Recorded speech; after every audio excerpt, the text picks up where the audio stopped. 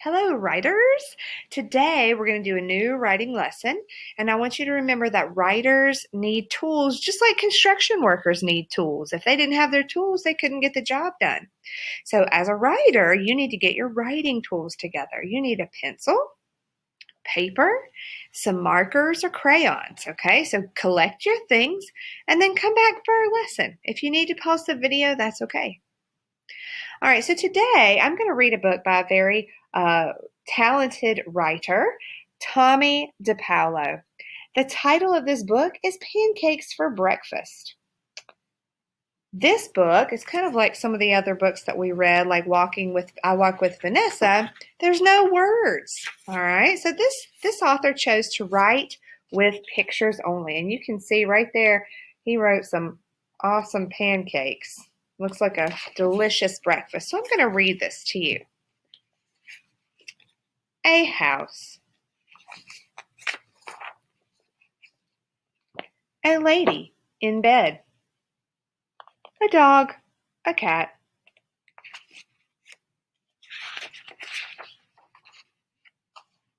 A woman in the kitchen. Wait a minute. That doesn't sound like a very interesting story, does it? No, it doesn't.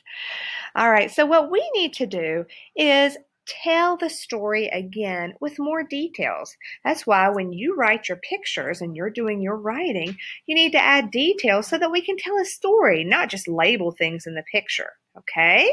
Let's try this again. One cold and snowy morning,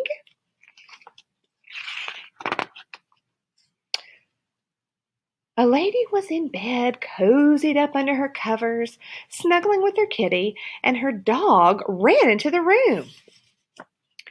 As she went into the bathroom, was washing her face and getting ready for the day, she started thinking about delicious pancakes.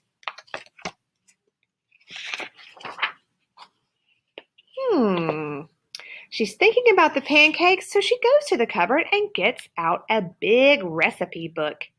Inside, she begins to read the recipe for how to make pancakes. Now, doesn't this sound like a much more interesting story than just labeling the things in the picture? Yes, it does. First, she gets her bowl. Then she gets her flour. She sifts it out. Uh-oh, look at her face. There are no eggs left in the bowl.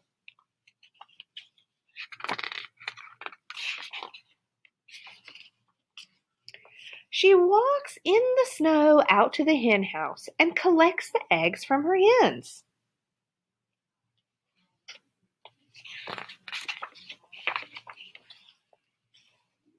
Once she gets back inside, she realizes, oh my goodness, there is no milk. So back out the door she goes.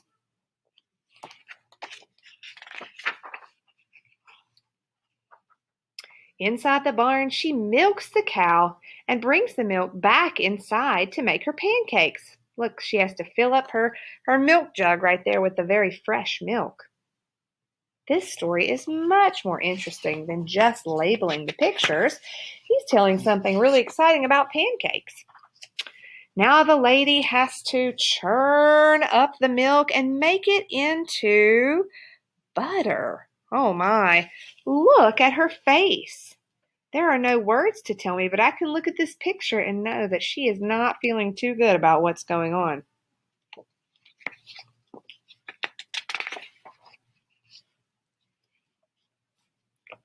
She is scraping that butter off after all that hard work and taking it into the kitchen. So now we have eggs, we have flour, we have butter, and milk. But look at her face again. It looks like she may be out of syrup.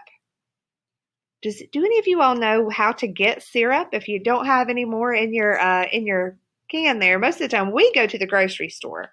But I think if we continue on with our story, we're going to find, oh, she went to the little man who gets it from the maple tree there. You can see where he's been tapping into the maple tree to get syrup. So that is fresh out of the maple tree right there.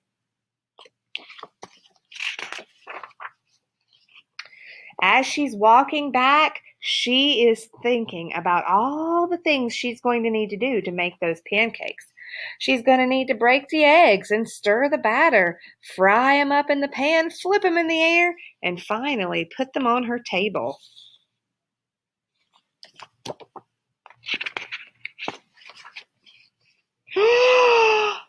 Oh no! This story has taken a turn. Look, the dog and the cat have broken the eggs, dumped the flour, and spilled the milk. And the lady was so surprised she has now dropped the syrup.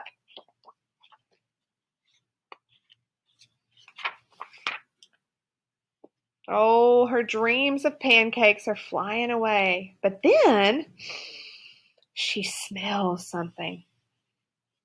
She walks out of her door and across the yard to the neighbor's house.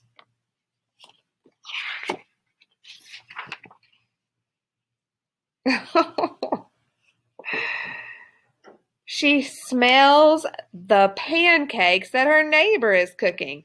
I think the neighbors may be a bit surprised. They weren't expecting a guest for breakfast.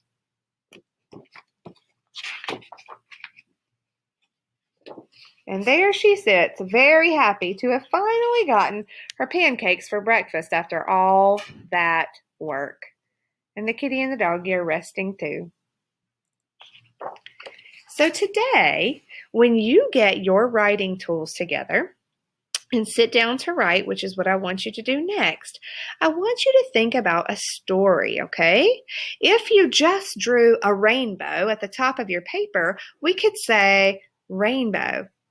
And that's just labeling what's on the page, but it doesn't tell much of a story. So I want you to add details so that when someone else sees your paper and says, "Tell me about this," you can tell the whole story. All right? All right, happy writing.